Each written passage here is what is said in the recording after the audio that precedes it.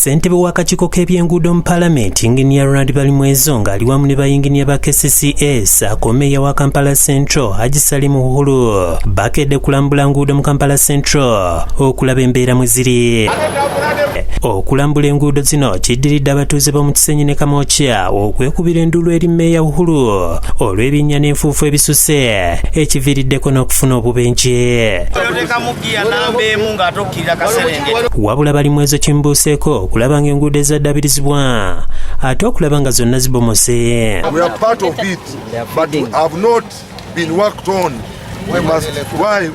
Balambudde enguudo eziwerako okuviira ddala mu Kampala okutuuka e Kololo era Balimwezo annyonnyodde ensonga lwaki Paalamenti emutumye okulambula enguudo zino. Buzibu ki bwe tuyina bwawe twandisoose okuteeka attention kati okugeza oluguudo luno bubi nnyo. Annyonnyodde ne ku nsimbi ezaweebwa aba SFC okuddabiriza enguudo z'omu Kampala. Engineer wa Central Division atuwe report ekwatagana ku mirimu SFC zezikoze.